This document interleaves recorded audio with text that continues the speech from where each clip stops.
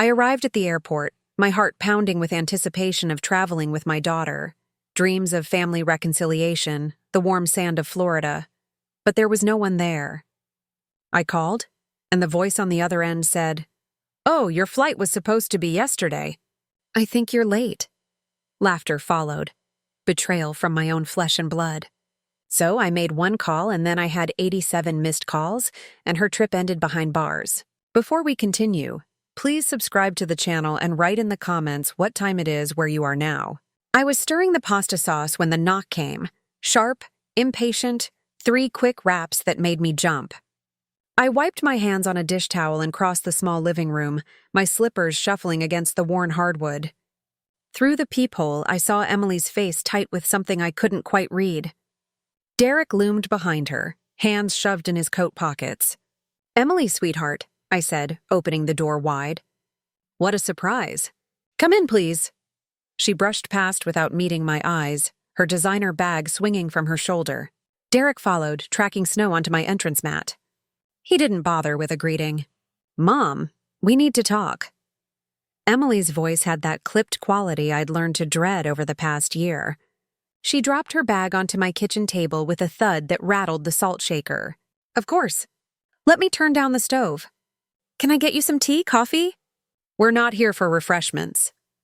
Derek settled into my chair, the one with the cushion molded to my back, and stretched his legs like he owned the place, a smirk playing at the corner of his mouth.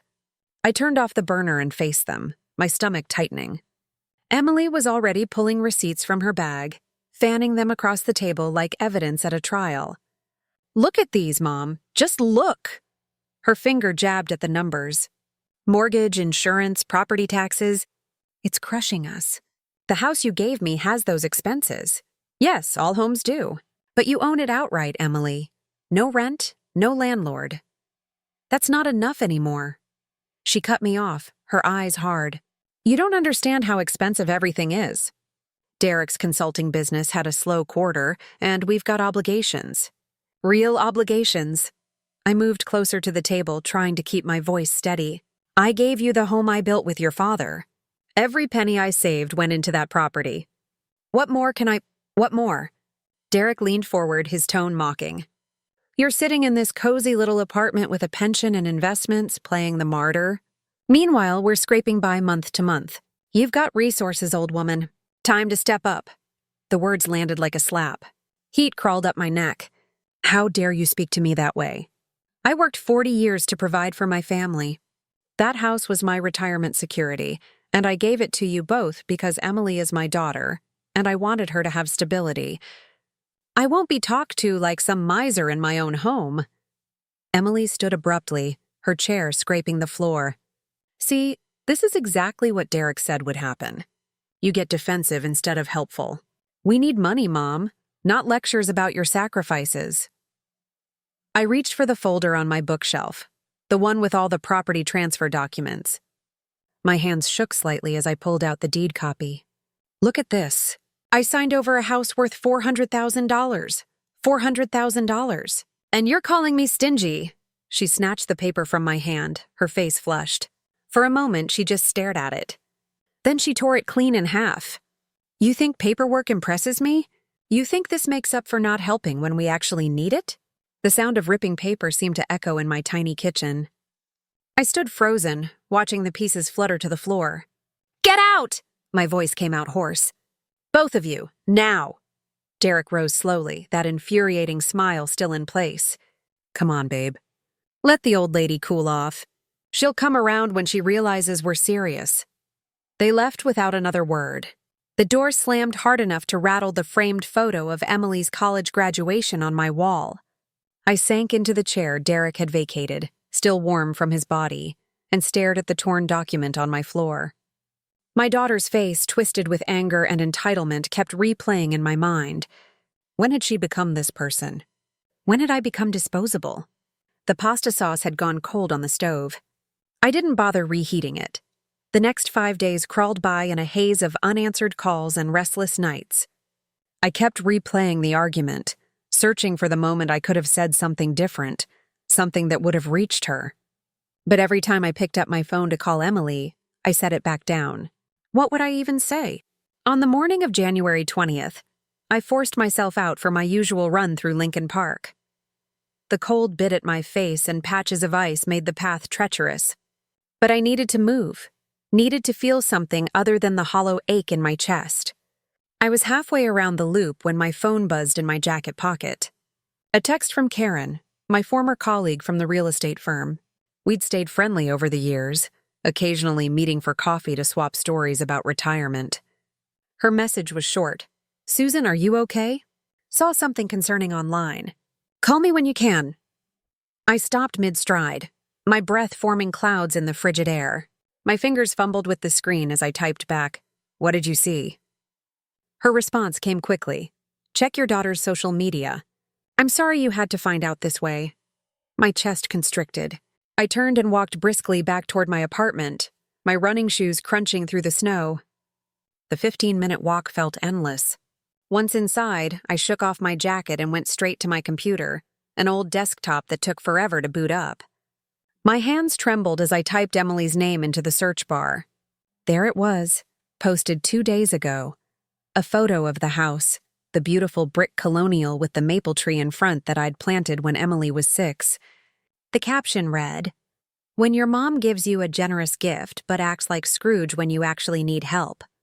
Family drama, stingy old woman." 43 likes, 18 comments, most from people I didn't recognize, making jokes about boomer entitlement and holding on to every penny. I sat back in my chair, the room spinning slightly. She'd put our private conflict on display for strangers to mock. My own daughter. I dialed her number before I could talk myself out of it. She answered on the 4th ring. "Mom, what?" "Why would you post that, Emily? Why air our family business to the entire world?" "Oh, God." I heard rustling like she was shifting position. "It's social media, Mom. Everyone vents online. Don't make it a bigger deal than it is." "A bigger deal? You called me a stingy old woman in front of hundreds of people." "It was a joke. You're being dramatic as usual. Look, I've got a meeting in 10 minutes. Can we not do this right now?" My throat tightened. "This hurts me, Emily, deeply. Whatever issues we have, we should resolve them privately, not through public humiliation. You always make everything about your feelings." Her voice had gone flat, detached. "Maybe if you actually helped instead of playing the victim, I wouldn't need to vent." "Emily." The line went dead. She'd hung up on me. I set the phone down carefully on my desk and stared at the screen at my daughter's smiling profile picture. That photo was from last Christmas, taken in my living room. She'd been laughing at something Derek said, her eyes bright. Had she already despised me then? Had every smile been a lie?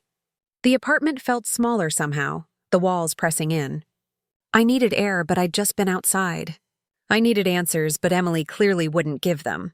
All I had was the knowing certainty that something fundamental had broken between us, and I didn't know how to fix it, or if it even could be fixed. Over the next 2 weeks, I tried to lose myself in routine. Morning runs, afternoon chess games at the community center, evening documentaries. But Emily's words echoed in every quiet moment. "You always make everything about your feelings." As if my feelings didn't matter, as if I was just an obstacle to her comfort. On the evening of February 5th, I skipped the community center and stayed home. I set up my personal chess set, the wooden one with hand-carved pieces that my father had given me 50 years ago. I didn't have an opponent, but I played both sides anyway, moving pieces slowly while my mind wandered. Derek. This all traced back to Derek. I remembered meeting him at the engagement party 3 years ago. Emily had been radiant in a blue dress introducing her fiancé with obvious pride. Derek had given me a firm handshake and an appraising look, the kind real estate agents give a property before deciding if it's worth their time. "So you're the legendary Susan," he'd said. "Emily tells me you built quite the empire in Chicago real estate." "I did well enough," I'd replied modestly. "Enough to retire comfortably and leave something for my daughter." His eyes had sharpened at that. Smart woman. Family legacy is everything. At the time, I'd thought he appreciated family values. Now I understood he'd been calculating my net worth. I moved a black knight, capturing my own white bishop. In chess, you had to think several moves ahead, anticipate your opponent's strategy. I hadn't done that with Derek. I'd been too happy that Emily seemed happy, too relieved she'd found someone after her divorce. I hadn't looked closer at the man behind the charm, the engagement party, the wedding, those first family dinners. I replayed them all, searching for the turning point. It came about 18 months ago. Derek had mentioned his consulting firm was expanding. He'd asked my opinion on leveraging property for business capital. I'd advised caution, suggesting he build the business slowly without taking on dangerous debt. He'd smiled and nodded, but his eyes had gone cold. Conservative approach. That's one way to do it. After that, Emily started pulling away. Fewer calls, shorter visits, and when we did talk, there was always an edge to her voice, an impatience that hadn't been there before, like I was wasting her time. A knock at my door startled me from my thoughts. I glanced at the clock, 8:30, too late for social calls. When I opened the door, the hallway was empty except for an envelope on my doormat. No postage, just my name written in Emily's looping handwriting. I brought it inside and tore it open, a single sheet of paper with a bulleted list. Mom, since you won't answer my calls, here's what we need. $15,000 for roof repairs. Your gift house has issues. $8,000 to cover Derek's business expenses this quarter. $5,000 for upcoming property taxes. Total $28,000. We need this by March 1st. If you actually care about me, you'll help. Ours $28,000 demanded like I was an ATM. No, please. No acknowledgement of what I'd already sacrificed. Just entitlement and a deadline. I crumpled the letter in my fist and walked to the window. Outside, snow was falling again, coating the street in fresh white. Somewhere out there, my daughter was living in the house I'd built, sleeping in rooms I'd painted, walking on floors I'd refinished. And she thought I was her enemy. No, not her enemy, Derek's enemy. And somehow he'd convinced her I was the villain in this story. I smoothed out the letter and read it again. The phrasing, the tone, it didn't sound like Emily. It sounded like someone else's words coming out of her mouth, poison spreading through her thoughts. I returned to my chess set and studied the board. Sometimes in chess you had to sacrifice a piece to win the game. You had to let your opponent think they were winning, right up until the moment you trapped their king. I wasn't ready to give up on my daughter, but I also wasn't going to be played for a fool anymore. The next 2 weeks blurred into a strange routine. I ran my morning loops through Lincoln Park, made small talk with neighbors in the building's mailroom, watched documentaries about Arctic explorers and ancient civilizations, anything to occupy my mind. I didn't call Emily. She didn't call me. The silence between us felt like a living thing, growing heavier each day. On the morning of February 20th, I was at my kitchen table nursing a cup of coffee and reading the Tribune when my phone rang. Emily's name flashed on the screen. My hand hesitated over the phone. Part of me wanted to let it go to voicemail to protect myself from whatever fresh wound she might inflict, but she was still my daughter. "Hello, sweetheart." "Hey, Mom." Her voice was bright, almost cheerful. The shift was so jarring I nearly dropped the phone. "Listen, I've been thinking. Things got pretty heated last time, and I hate how we left things. So here's what I want to propose. A family trip. Florida, late May. You, me, Derek, and his parents. A week at the beach, nice resort. Time to reconnect as a family." I sat very still, processing. Florida, South Beach specifically. I've already looked at hotels. There's this gorgeous place right on the ocean. Derek found a great deal. We'd fly out together, all of us. Make it a proper vacation. What do you say? My first instinct was suspicion. After everything, the demands, the torn papers, the social media humiliation, why this sudden olive branch? But beneath the weariness, hope stirred. Maybe she'd realized how badly she'd treated me. Maybe this was her way of apologizing without saying the words directly. "When exactly in May?" I asked carefully. "Probably around the 20th. We're still finalizing dates, but I wanted to run it by you first. Make sure you're available." She paused. "I know we've had our issues, Mom, but family is family, right? We should try to move past this." Family is family. The words twisted something in my chest. I wanted so badly to believe her. That sounds nice, Emily, really nice. Count me in. Perfect. I'll send you all the details once we book everything. Flight info, hotel, the whole package. This will be good for us, Mom. A fresh start. After we hung up, I sat staring at my coffee. The newspaper lay forgotten. A trip to Florida with Emily, Derek, and his parents. The idea filled me with equal parts hope and dread. I'd met Robert and Elaine Bradley exactly 3 times, and each encounter had left a sour taste. But maybe in a neutral setting, away from Chicago, away from the financial pressures, we could find our way back to each other. I pulled my wall calendar down and marked May 20th with a circle, my hand steadier than it had been in weeks. One chance. That's all I wanted. One chance to reconnect with my daughter before it was too late. 5 days later, I found myself in a downtown cafe I used to frequent with colleagues years ago. The place hadn't changed much. Same exposed brick walls, same mismatched furniture, same smell of roasted coffee beans that hit you the moment you walked in. I'd needed to get out of the apartment, away from my own thoughts. I ordered a black coffee and claimed a table by the window. Outside, pedestrians hurried past in their winter coats, breath visible in the cold air. Inside, the cafe hummed with quiet conversation and the hiss of the espresso machine. I thought about Robert and Elaine Bradley. The first time I'd met them was at the engagement party, the same event where I'd met Derek. Robert had given me a firm handshake and an appraising look, as if calculating my net worth with his eyes. Within 10 minutes of conversation, he'd made 3 separate comments about people from modest backgrounds and knowing one's place. I tried to give him the benefit of the doubt. Maybe he was nervous. Maybe his brusque manner was just awkwardness. The second meeting, at the wedding rehearsal dinner, eliminated any doubt. Elaine had cornered me by the bar and spent 20 minutes explaining in excruciating detail how their family maintained certain standards and how important it was that Emily not slip backward financially. The implication was clear. I was the backward slip, the anchor around their son's prospects. But it was the third encounter, a stilted dinner at their home in Evanston 6 months after the wedding, that solidified my understanding.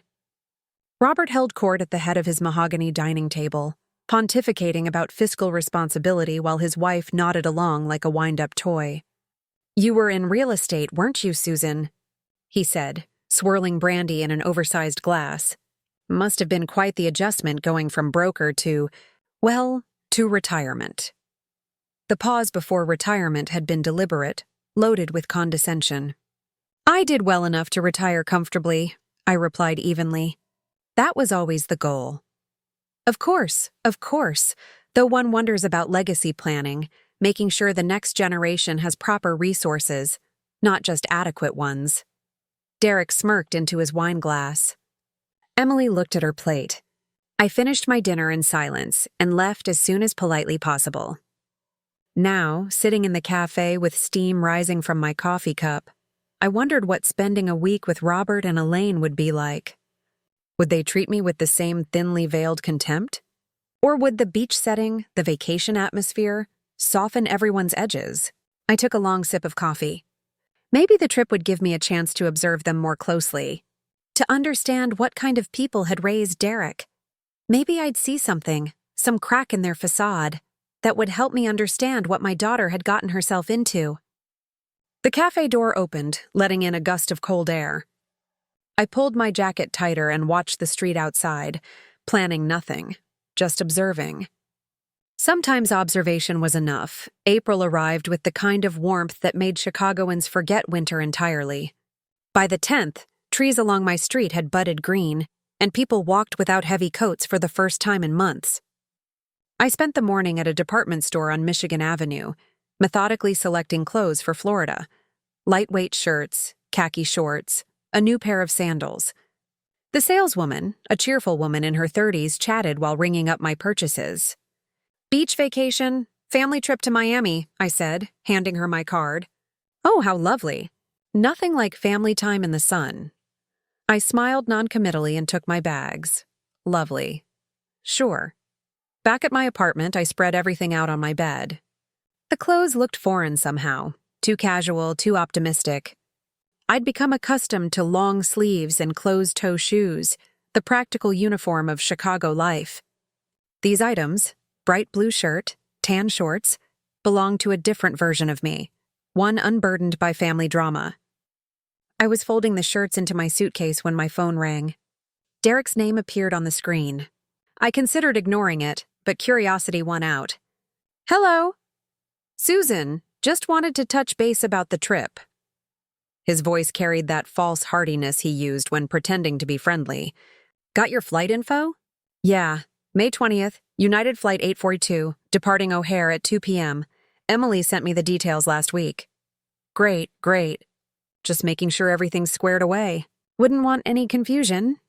He paused, and I heard ice clinking in a glass. Drinking already, and it wasn't even noon. "Few tips for you, old woman. Remember to bring your medications. Yeah, high blood pressure and all that. Humidity in Florida can be tough on folks your age. Maybe pack some extra heart pills just in case." The condescension dripped from every word. "Old woman your age," as if I were some doddering fool who couldn't manage a simple trip. "I've traveled plenty, Derek. I'll manage just fine." "Sure you will." "Sure you will. Just looking out for my mother-in-law." The way he said it made the relationship sound like a burden. Anyway, we're all excited. Going to be a great week, quality family bonding and all that. "I'm looking forward to it," I lied. "Yeah. Well, see you at the airport. Don't be late. You know how security lines are these days. Might want to get there extra early considering—" He trailed off deliberately, letting the implication hang. "Considering my age? Considering I might get confused. Considering I wasn't quite capable." "I'll be there on time," I said flatly. He chuckled. "Of course you will." "All right. Gotta run. Catch you on the 20th. The line went dead. I stood with the phone in my hand, staring at my half-packed suitcase. His voice echoed in my head. "Don't be late." As if I'd ever been late for anything important in my 68 years. I set the phone down carefully on my nightstand and returned to packing. Each item went into the suitcase with deliberate precision. Shirts folded, shorts rolled, toiletries secured in a plastic bag. I would be prepared. I would be punctual. I would be everything they thought I wasn't. And maybe, just maybe, I'd finally see them clearly too. The weeks leading to May 15th passed in careful preparation. I reviewed my medications, double-checked my passport despite knowing it was current, and read reviews of Miami beaches I'd probably never visit. Each day brought a mixture of anticipation and unease, like standing at the edge of something I couldn't quite see. The morning of the 15th arrived clear and warm, Chicago finally shaking off spring's chill. I'd barely slept, too aware of the day ahead. By 7 a.m., I was dressed and ready, my packed suitcase standing by the door like a loyal sentinel. At 9:30, I called a taxi. The driver, a talkative man in his 50s, kept up a steady stream of chatter during the 40-minute drive to O'Hare. I gave brief responses. My attention focused on the skyline receding behind us and the massive airport complex growing ahead. My phone showed 10:42 a.m. when we pulled up to Terminal 1 United Departures. "Have a good flight," the driver said cheerfully as I handed him cash. I pulled my suitcase from the trunk and headed through the automatic doors into chaos. O'Hare on a Thursday morning was a symphony of rolling luggage, gate announcements, and hundreds of travelers moving with urgent purpose. I made my way to the departure board, scanning the listings for United 842 to Miami. 2 p.m. departure. Nothing. I checked again, running my finger down the screen. Los Angeles, Denver, Houston, San Francisco. No Miami at 2 p.m., no flight 842. My chest tightened. I rolled my suitcase to the United counter, where a young woman with her hair pulled into a tight bun was helping an elderly couple. I waited, watching the clock tick to 10:56, then 11:13. Finally, she turned to me with a professional smile. "How can I help you today?" I pulled out my printed confirmation, Emily had emailed it weeks ago, and slid it across the counter. "I'm looking for my flight. United 842 to Miami. Departing at 2 p.m., but it's not on the board." She scanned the paper, her fingers moving across her keyboard. Her smile faded into something more neutral, careful. Ma'am, this flight, it departed yesterday, May 14th at 2 p.m. Yesterday. The word came out sharper than I intended. That's impossible.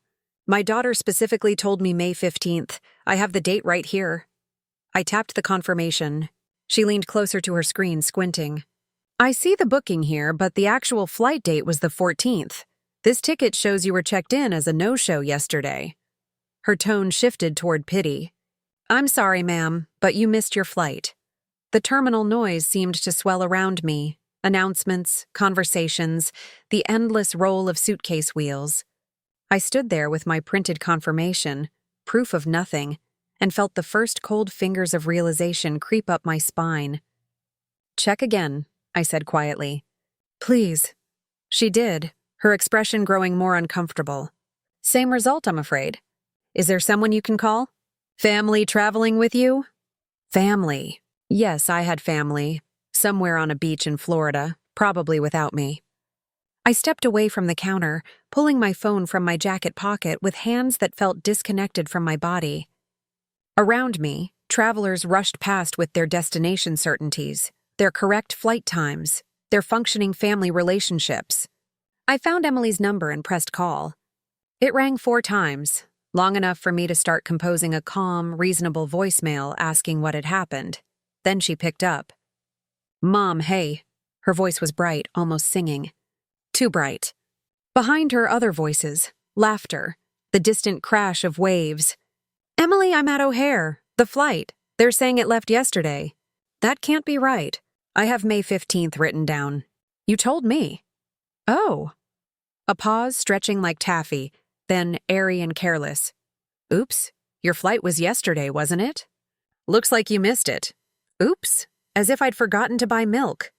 As if this were a small, amusing mishap. What? I couldn't form more words. My grip tightened on the phone until my knuckles went white. Yeah, we're already here. Got in last night, actually. The beach is gorgeous, Mom. You should see it. She wasn't even trying to sound sorry. Movement on her end. Muffled sounds and then laughter. Male laughter. Unmistakable. Derek's voice, slightly drunk already. Did the old-timer really fall for it? More laughter, deeper, rougher, Robert, and a woman's titter that could only be Elaine. Emily, my voice came out hoarse. Are you telling me you gave me the wrong date on purpose? Oh, don't be so dramatic, Mom. Now her tone was annoyed, defensive. It was just a mix-up. These things happen. Maybe you should have double-checked your dates. You know how forgetful you can get at your age. In the background, Derek again. Tell her we're having cocktails on the beach. Tell her about the view, she giggled. Actually giggled. Look, we've got to go. Pool bar's calling. Sorry about the confusion, okay? Maybe next time pay more attention to your ticket. Emily, wait. The line went dead. I stood in the middle of Terminal 1 with my phone still pressed to my ear, listening to nothing. Around me, life continued. A child wailing 3 gates over. An automated voice announcing boarding for Seattle. 2 businessmen arguing about a delayed connection. Normal airport chaos. Normal people having normal problems. I lowered my phone and looked at the screen, my daughter's contact photo smiling up at me. Taken last Christmas in my apartment before everything fell apart. Before I understood what kind of people I was dealing with. My suitcase stood beside me, packed with beach clothes. I wouldn't need sunscreen for a trip I'd never take. Hope I'd carefully folded between each shirt lay useless. I'd been so careful, so prepared. I'd done exactly what they told me. Arrived exactly when they instructed. Trusted exactly as a mother should trust her daughter. And they'd laughed, all of them together, while I stood alone in an airport holding a useless ticket. The realization settled over me like cold water. This wasn't a mistake. This wasn't confusion. This was deliberate, calculated, a game they'd planned and executed while I spent weeks looking forward to reconciliation. I gripped my suitcase handle and started walking toward the exit. Each step mechanical, automatic. The taxi line stretched long in the pickup area.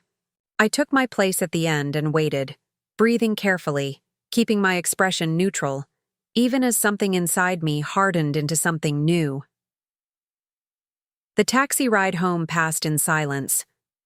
The driver, an older woman this time, seemed to sense my mood and didn't attempt conversation. I sat in the back seat, watching Chicago slide by through the window. Familiar streets, familiar buildings, a familiar life that suddenly felt like it belonged to someone else. Someone who didn't understand what her own daughter was capable of. We pulled up to my building at 12:37 p.m. I paid, carried my suitcase through the lobby, and took the elevator to my floor. Mrs. Chen from 4B was in the hallway watering the plant on her doorstep. "Back already, Miss Hart? I thought you were going on vacation." "Change of plans," I said, unlocking my door. "Have a good day, Mrs. Chen." Inside, everything looked exactly as I'd left it. Breakfast dishes still in the sink, the newspaper folded on the coffee table, the chess set on my side table, pieces frozen mid-game from weeks ago. I set my suitcase down and stood in the quiet, letting the stillness wash over me. Then I walked to my bedroom closet, pushed aside the hanging coats, and knelt by the small safe on the floor. My fingers worked the combination automatically, my late husband's birthday, unchanged in all these years. The safe clicked open.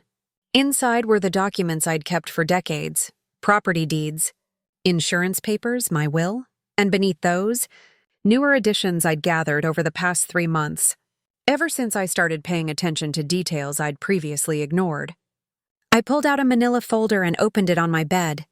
First, printouts from the county assessor's office showing that my house, the one I'd gifted to Emily, had been refinanced twice in the past year.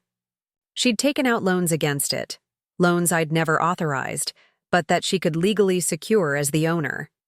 Current debt on the property, nearly $200,000. Second, bank statements I'd obtained through connections I still had in the real estate world. Derek's consulting firm had been investigated for financial irregularities 6 months ago. No charges filed, but the complaint documents were public record.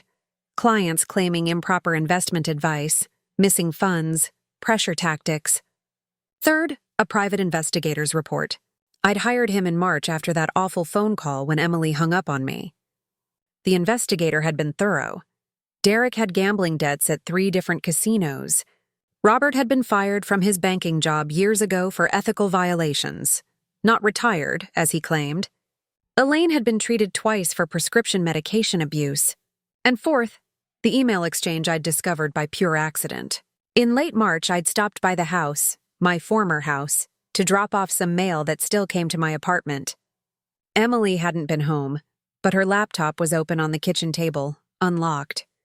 I'd only meant to close it to protect it from the cat, but an email preview from Derek to his parents flashed on the screen. The old fool actually thinks we want her on the trip. Flight's the 14th. We'll tell her the 15th. By the time she figures it out, we'll be halfway through the vacation. Emily thinks it's hilarious. I'd stood in that kitchen, my kitchen I'd remodeled 10 years ago, reading that email as something inside me went very quiet and very cold. I took a photo with my phone, closed the laptop, left the mail on the counter, and walked out. For the past 6 weeks, I'd known exactly what they were planning.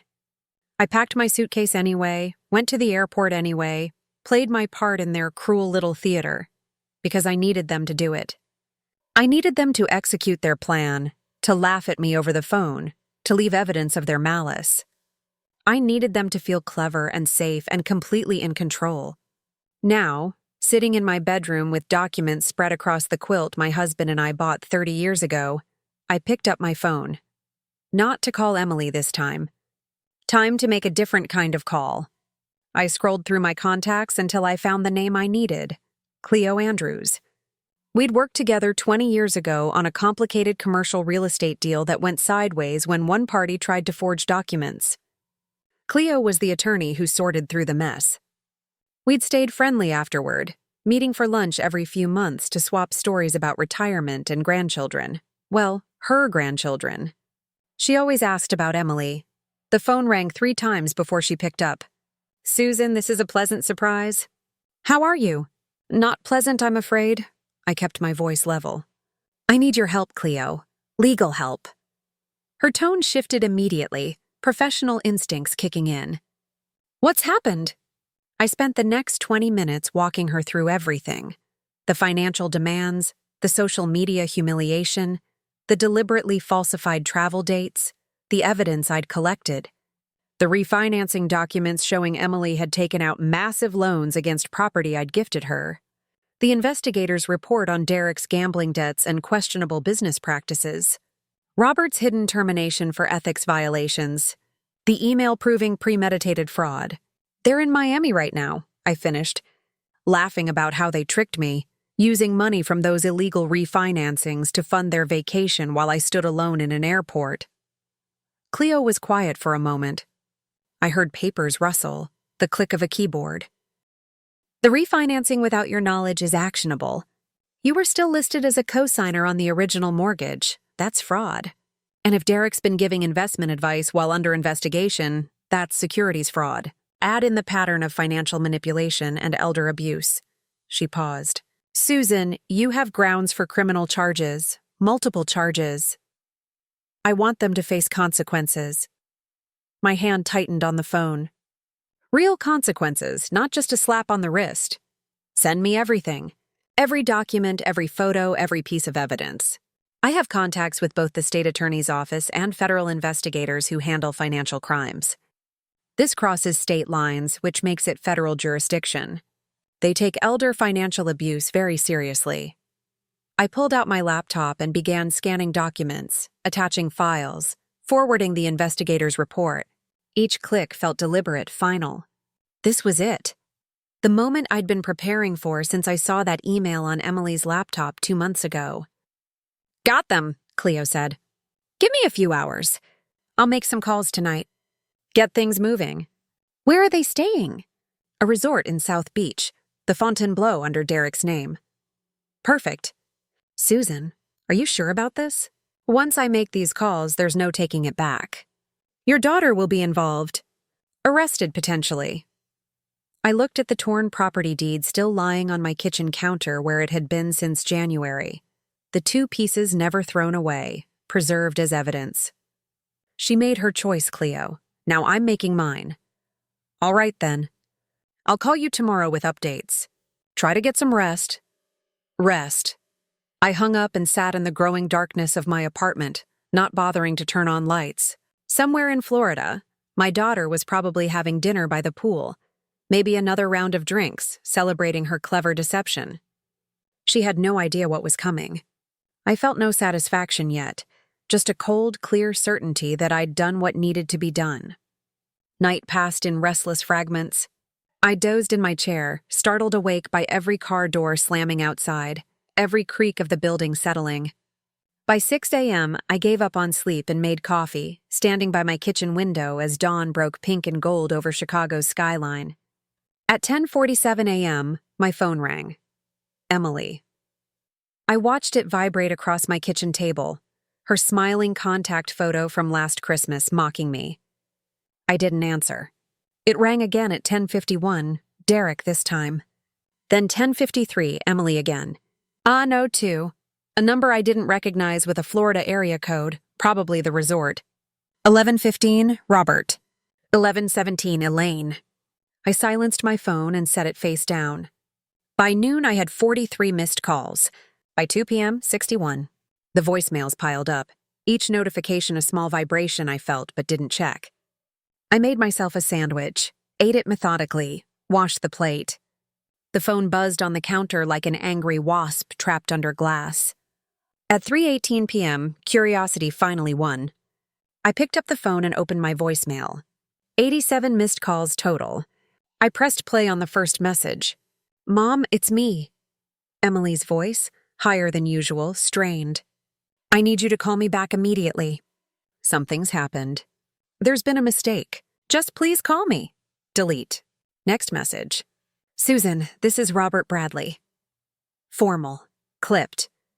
I don't know what you think you're doing, but you need to call this off right now. This is a family matter. We can discuss this reasonably. Delete. Next. Mom, please. Emily again, crying now. They came to the hotel. The police? They're saying things about fraud and I don't understand. What did you do? What have you done? You have to fix this. What have I done? As if I were the villain in this story. I deleted that one too and opened my laptop instead. A quick search for Miami Beach arrests brought up a local news site. There, buried on page 3, 4 tourists detained at luxury resort on fraud charges. The article was brief. No names yet, but the details matched. Federal investigators, financial fraud, elder abuse allegations, a cooperative investigation between Illinois and Florida authorities, all 4 individuals being held pending arraignment. I read it twice, then closed the laptop. My hands were steady, my heart rate normal. I felt neither triumph nor grief, just a profound, settling quiet. The phone buzzed again. Emily, the 88th call. I let it ring through to voicemail, watching the notification appear, then disappear as she hung up without leaving a message this time. Outside my window, the city moved on. Taxis honked. Pedestrians crossed at the light. Somewhere, a siren wailed briefly, then faded. Normal Thursday afternoon sounds. My phone lit up with a text message preview. "Mom, please. I'm begging you. They won't let us leave the hotel. There are agents here. Please." I turned the phone face down again and went to make myself a fresh cup of coffee. The silence in my apartment felt different now. Not lonely, just peaceful. 4 days later, on a Tuesday morning that felt no different from any other Tuesday morning, Cleo called. "It's done," she said simply. Well, mostly done. The wheels of justice turn slowly, but they're turning. I settled into my chair with my coffee. Outside, a street cleaner rumbled past. "Tell me." All 4 were arrested Thursday evening at their hotel, federal charges of wire fraud and conspiracy to commit fraud, plus state charges of elder financial abuse and theft by deception. The evidence you provided was damning, especially that email. Premeditation is a prosecutor's dream. She paused. I heard papers shuffle. Derek's in the deepest trouble. His business was already under investigation, and this added fuel. They found evidence he'd been systematically draining client accounts to cover his gambling debts. Emily's implicated as an accessory since she helped refinance the house using forged documents. And Robert and Elaine, conspiracy charges. They were in that email chain and actively participated in planning the deception. There are phone records of them discussing how to extract money from you. Plus, Robert's history of financial misconduct came back to haunt him. Turns out he's been involved in similar schemes before. I absorbed this, watching a bird land on my windowsill. What happens now? Arraignment hearing was yesterday. All 4 pled not guilty, but the evidence is overwhelming. Bail was set at $50,000 each. Robert and Elaine made theirs, but Derek and Emily are still in custody. They couldn't raise the funds. Cleo's voice softened slightly. Your daughter tried to call you as a character witness. The court asked if you'd be willing to testify on her behalf. What did you tell them? That you'd testify, but for the prosecution, not the defense. The judge noted it in the record. My coffee had gone cold. I set the cup down carefully. We've already filed emergency motions to reverse the fraudulent refinancing, she continued. The loans were taken out under false pretenses with forged co-signer documents. That's textbook fraud. The banks are cooperating fully. You should have the property back in your name within 60 days, free and clear. The debt dies with the fraud charges. 4 months ago, I had stood in that house, my house, and signed it over to my daughter because I loved her and wanted her to have security. She'd taken that gift and weaponized it, turned it into leverage for lies and manipulation, and borrowed money she never intended to repay. Susan, you still there? I'm here. My voice came out rougher than I intended. What's the timeline for trial? 6 to 8 months likely, but honestly, I think they'll take a plea deal. The evidence is airtight, and going to trial would just mean harsher sentences. They're looking at 2 to 5 years each, possibly more for Derek. 2 to 5 years. My daughter in prison. The woman I'd raised, taught to ride a bike, walked down the aisle at her first wedding, comforted through her divorce. Now she'd be wearing an orange jumpsuit because she'd chosen cruelty over kindness, greed over love. Thank you, Cleo, for everything. You did the right thing, she said. Hard thing, but right. She hesitated. How are you doing, really? I looked around my small apartment, the chess set still on the side table, the family photo on the wall that I'd need to take down soon. The suitcase still packed by my door because I hadn't had the heart to unpack it yet. I searched for the word. Not happy, not vindicated, just, I'm free. After we hung up, I walked to my suitcase and finally opened it. The beach clothes looked ridiculous now, artifacts from a different reality. I pulled them out one by one and started a pile for donation.